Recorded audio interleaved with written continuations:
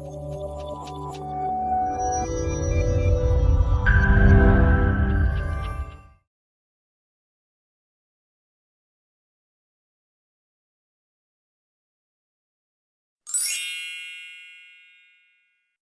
we have architect Lavanya Goradia and Nandini from the Studio Alaya Projects Private Limited, who are going to share their journey of their practice and through a few projects. Looking forward to seeing a lot of their work. To just briefly introduce Lavanya, I've known Lavanya for the last, I think, 3-4 years, might be, where we've been part of another group exploring architecture and business. And Lavanya heads Studio Alaya along with her team, and is doing some amazing work on issues of sustainability. So, Lavanya, a small question for you: how has your journey been as a practitioner of architecture, or as a student of architecture before getting into practice?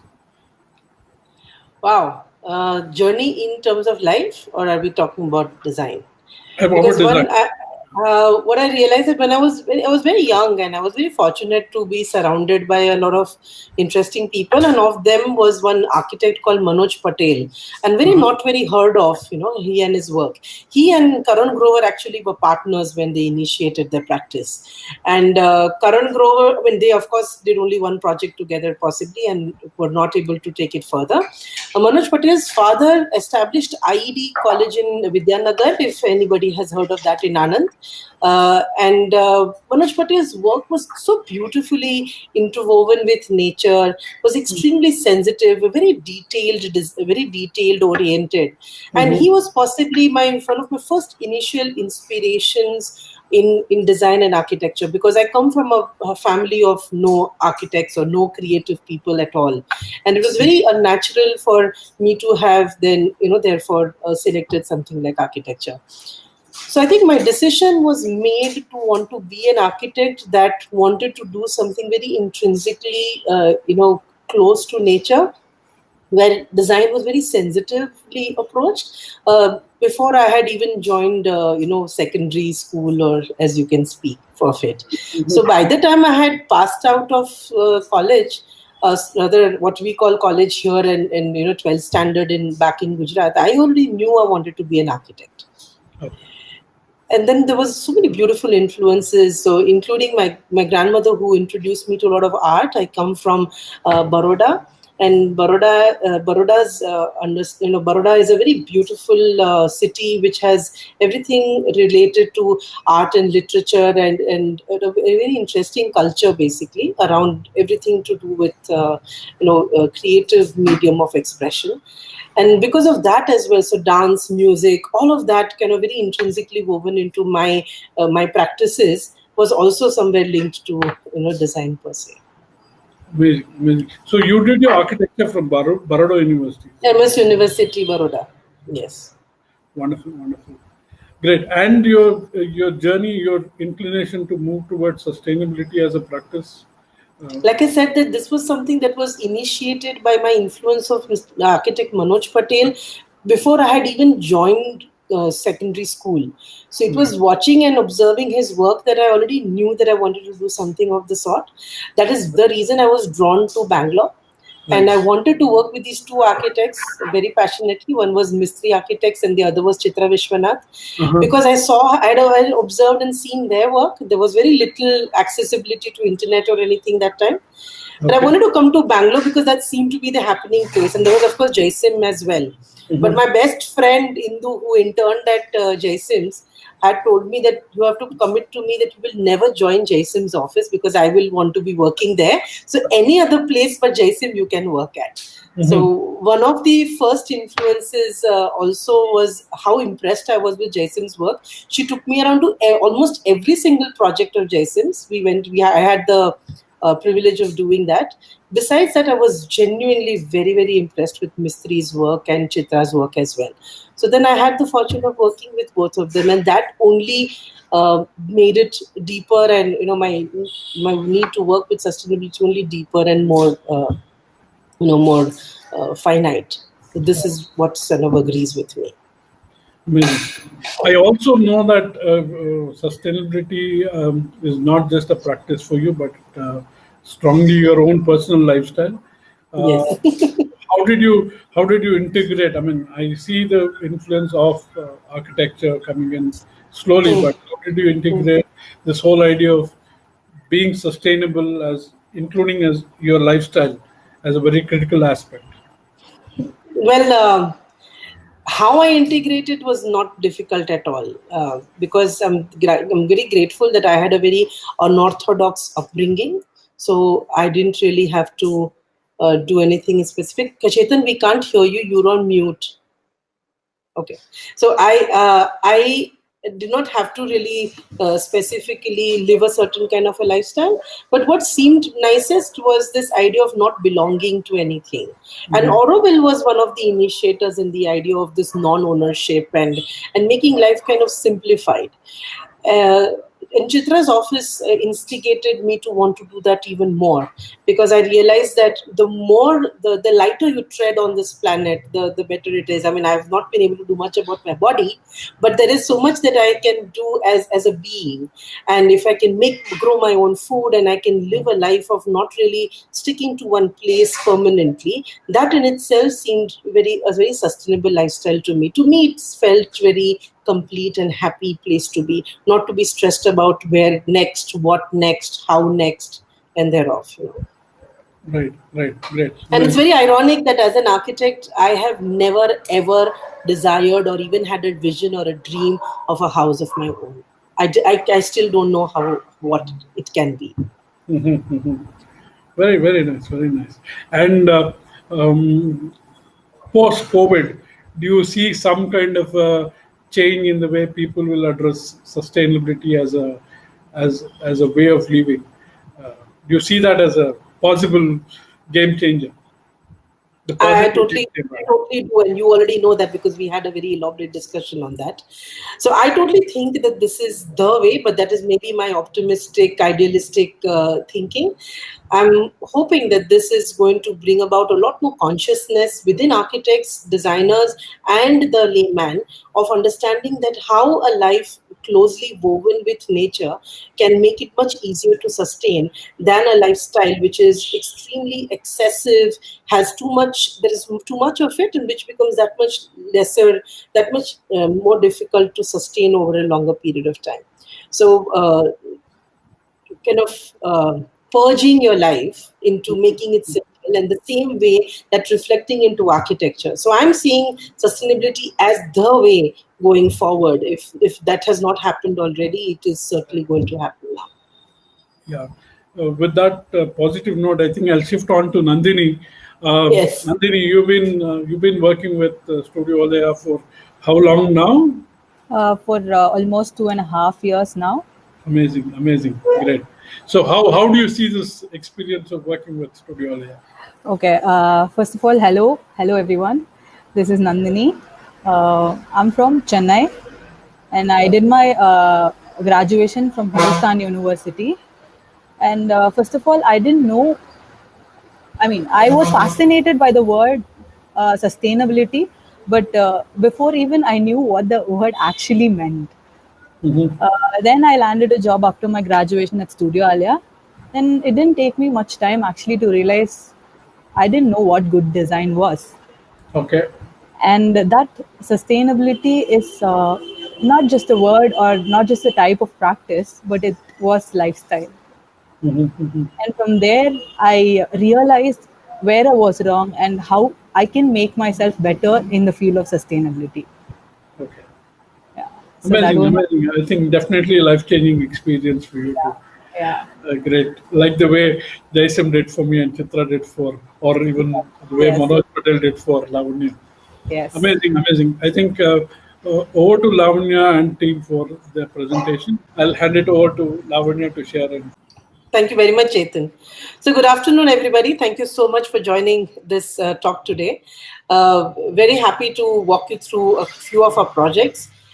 The reason that we decided to call this talk today "Rethinking Design" is because this conversation and sustainability is not only about an alternative material and how is it that you can use a different material and different construction technique, but it begins with this understanding of how to approach design. I'm not saying that we know it all right. Each designer is bound to and must have their own understanding and their own language of expression of design. So it is you and how each designer wants to approach it, of course. In our case, we've had this one takya kalam of wanting to have minimal of everything.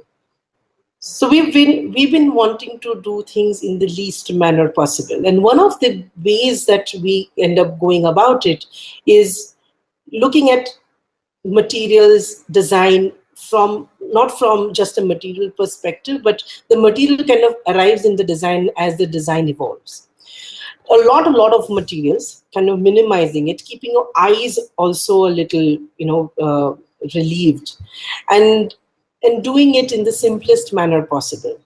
What we enjoy is this attitude of rethinking design, looking at local materials and Indian materials, if not local, then looking at it from the perspective of how many local materials that we are going to be able to incorporate in terms of material, and then how that is woven very sensitively to design itself.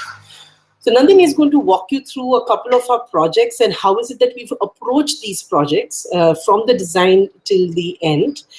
And then I would just kind of quickly weave you through an idea of what kind of materials need what kind of a sensibility in terms of design approach if you're thinking alternative or everything that is not conventionally known. Over to you, Nandini. Thank you. Hi again. I'll be sharing a presentation now. We at Studio Alaya revolve around the concept of love. We try to understand our client or try to get a reason to fall in love with our client. We approach design by becoming extremely involved with our client. So I'm here going to explain about two of our projects, where the first one is Raghu and Yamuna. These people have already fallen in love with us even before they approached us. They had a property of 40 by 40 and it was a corner site. And this corner site had a level difference of at least 2.5 feet from one road to another. So the site was obviously contoured. So we took that as an advantage to the site, and we tucked in the garage here, if you can see it in plan, which was under the kitchen. And the entrance obviously was at the higher point of the site. So this way we reduced the cost in foundation, and we did not, we actually hit the rock early as we dig. So the footing, we did a little detail there. So the footing size was reduced. That way we reduced a lot of cost for the project. And the entrance obviously came towards the west side. So the west side was also the main road side.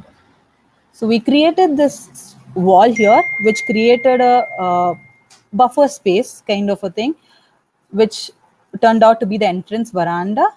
And it also gave them the little privacy they wanted. And it also filtered the noise that the main road gave them. And as we entered, there was the lounge and the living. So these people were very fascinated about courts and surrounded by greeneries and everything, because they both are IT professionals, and they wanted, and they are also trekkers, so they are in love with nature. So they wanted to surround themselves with nature. So, and Yamuna actually is a social butterfly, so she had her girlfriends coming to her house very often.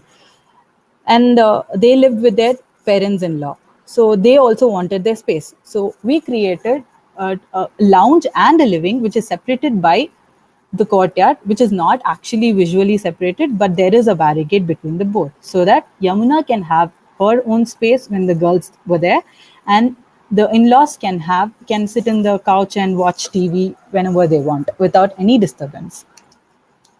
So the next one will be the kitchen. So while revisiting the kitchen, they actually cook together and eat. So we didn't actually find the purpose of giving a separate utility space. So we merged kitchen and utility and provided them a big space. And they also wanted a dining table. But when we asked them for what is the reason, or what is the reason you wanted a separate dining room, they said that they actually didn't eat uh, in one. So they wanted this dining table for their parents who are not able to sit on the floor. So we created this dining table as an extension of the kitchen platform, where the kitchen is placed right above the garage, so you have that level difference. So we created a nice dining table with 3 chairs on this side, and people can sit on the floor on the other side. So whoever is eating can eat however they want, either if they want to sit in the chair and eat, or if they want to sit in the floor and eat. So that was about the dining room. And the next will be, this is basically the living room which they wanted, and we gave a little pockets there, green pockets, because as I said, they said they wanted to be surrounded by nature. So giving one court was actually not enough, so they wanted to be surrounded. So we have 2-3 pockets of greeneries there. And courtyard is specifically the essential design of our principle. So they also like courtyard, which because it brings in light and obviously hot air escape. So that is the courtyard we created for them. So that will be the entrance. And if you see here, we tucked in the garage there, on top of which the kitchen was placed. So you have to climb 2-3 steps there to reach the kitchen. So we place the dining table right there, so that the half of the dining table will have chair and half can sit on the floor. And that's the picture of the garage. And the next one. So we had the steps landing to the first floor. And in first floor, Yamuna actually wanted a huge bedroom, like a really huge, that we can provide in that side.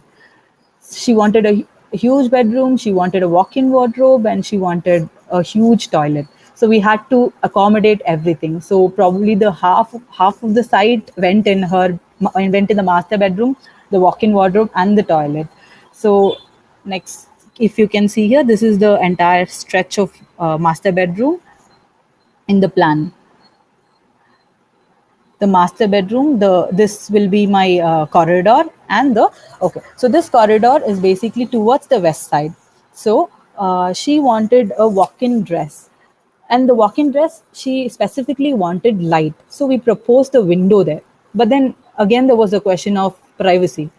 So we thought, what is the proper or essential thing to do? Then we thought about this solid mass there. So we created it out of a glass. The shutters were made of glass on either side.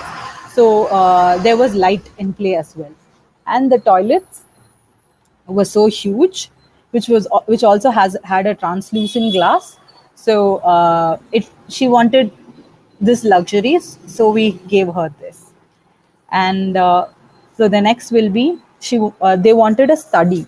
So the courtyard translates to the first floor, and we have given a study unit and kind of a library there, so they can sit on the floor and they can read. So they can feel as if they are in nature inside it. And that is the family lounge. So the next will be the family. So the family, there one more ask was basically they wanted a bay window.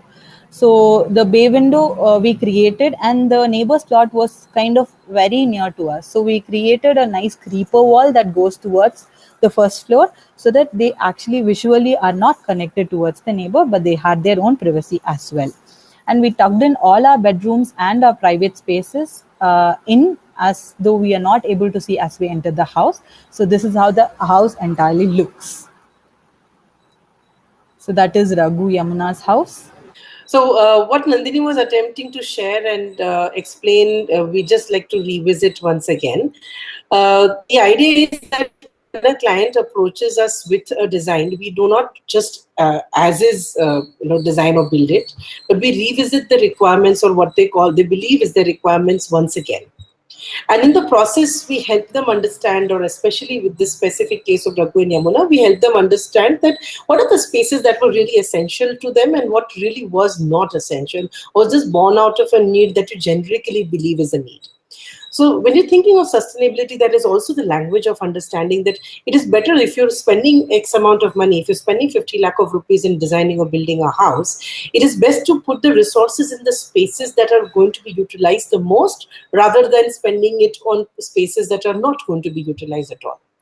And that is how in this house we were able to delete the dining room per se. We did not require a certain spaces, and spaces like the master bedroom and the toilets, which they wanted to enjoy the most, or they thought was really the additional value for the kind of life they will live in their own house, is where we brought in larger spaces. We ended up using most of the resources financially as well as material wise. So similarly, Shweta and Manjunath came to us with a similar ask. Like they wanted a duplex house with a ground floor fully dedicated to parking, and they wanted a single BHK as a rental apartment. And for them, they needed 4 bedrooms. So we again went with them through the requirements and made them understand that their requirements were even more lesser than what they asked for. So we created this. They wanted a huge living room, so we created again this lounge and living at a different level. So if you can see here, this is my living and this is my lounge, which also has a courtyard attached to it, which is the open space attached to it. So they wanted to accommodate at least 40 or 50 people while they are having a gathering. So that was their ask. So what we planned is we planned this green space right there next to the lounge, so that when there are a lot of people who are attending any gathering there or anything, they can open up the space so that as you enter, the plan opens up, so it can accommodate at least 50 or more people there if you see. So that is my lounge, and my lounge opens into the green space, and the compound wall is a little high so that they have their own privacies as well. And this staircase that we did here is kind of a screening. It's a visual screening between the space, but as such you don't feel it's a barricade when there are a lot of people. So that is the whole point of creating the lounge, living, and the green space together. And they also were a fan of courtyards and everything. So that is the staircase that we are seeing, if you can see in the section. So this will be my living, this will be my court, and the living. So they had a kid, as you can see her. So as she comes home from school, she will lounge in the living, watch TV, drink milk. The mom should have a visual connection to the kid. So what we did is we placed the kitchen right next to the living, but it is not visually seen. As you can see, the kitchen is tucked away, but the mom will always have an eye on the daughter, what she is doing as to she's completed her work or the drink or whatever she's provided. And this is my courtyard, and the courtyard is connected to the puja, as they wanted a puja. So this courtyard goes up to the second floor, and we played with Kota and Jaisalmer here. Uh, so that is all about this. And the next will be this wall. Basically, it had everything. It is where my living and my bedroom and my toilets are placed. So as I enter, I will not be able to see that there is a bedroom or there is a toilet there.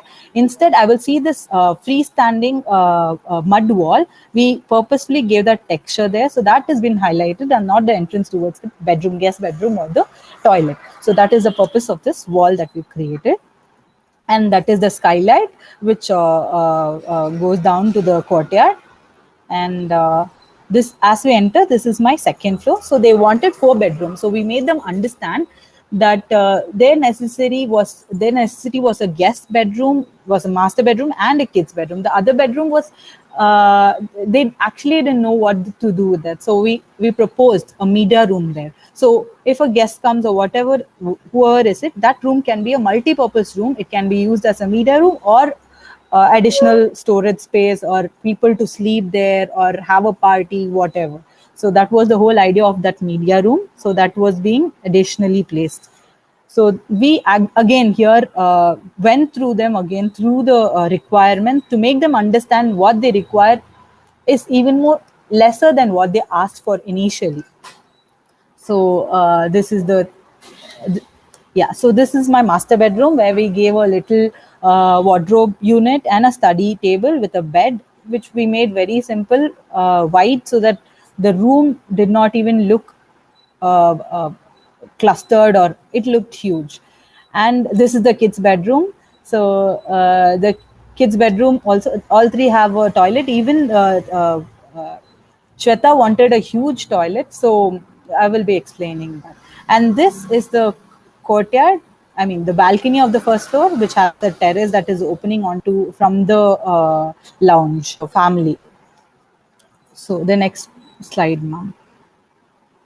Yeah, so that is it. And these were the Jaisalmer tiles and Jaisalmer and extra additional tiles that we have utilized and created a pattern in the elevation and in the terrace of the house. So we didn't want to waste any material as such. So we created a pattern or a design so that it's visually pleasing and not been used as a waste material. So this is how the entire house looks like, and that particular tile that we created stands out, and it doesn't seem like as if it's waste tile, and it seems like as if we designed it. So that is how we planned this house. And so yes, ma'am, about Shweta Manjunath, if you want to go.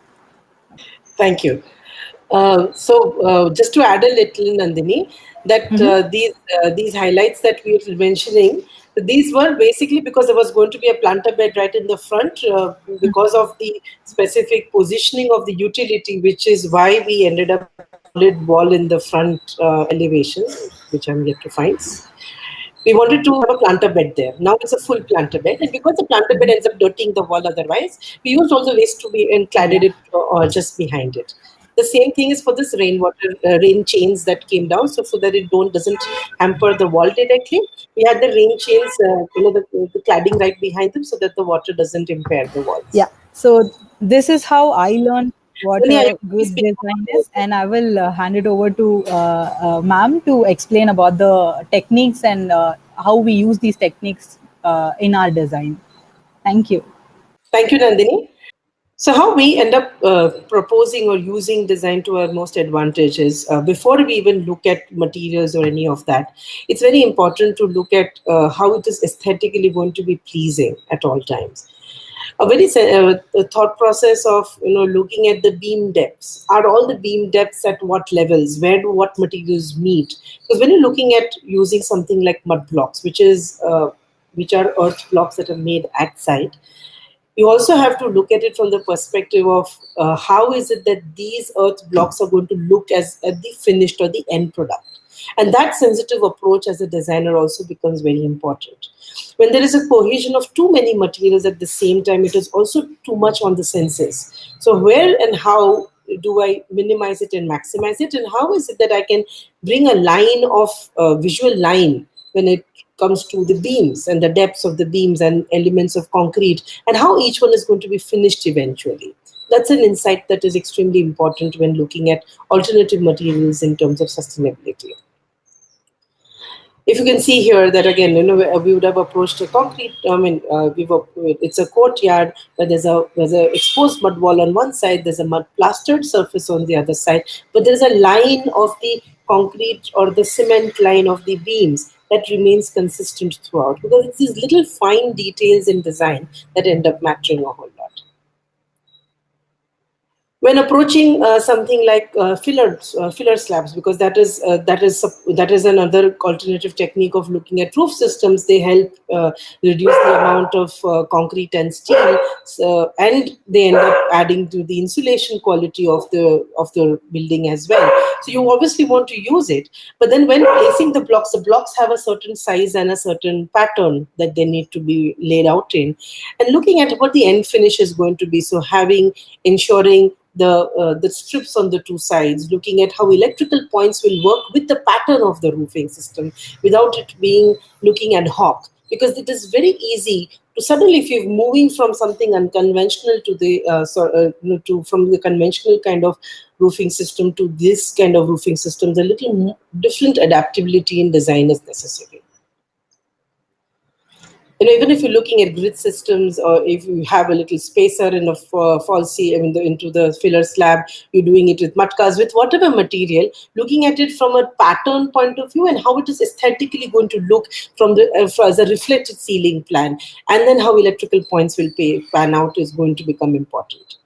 When I'm working with vaults and I'm working with domes, which are also alternative roofing systems, it is again very important to understand the permutations of it. So a dome will require a square space to be able to place on. So when I start designing and I put the plan together, I'm already thinking of how is it that I will, if I'm wanting to do domes, how am I going to be placing them in this design? So my designs will have to begin with having that basic basic permutations in place. And just a dome here and just a vault there also doesn't end up looking very beautiful. So a different sensibility needs to come into place.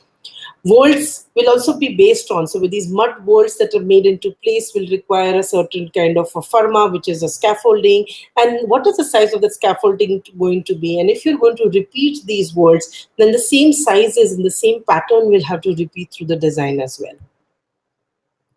When you're incorporating waste into the design, again, looking at it, how it is aesthetically going to look post it. So the other day, me and Saranya were baking this pineapple upside down cake. You want to think of how that cake is going to look when it is turned upside down.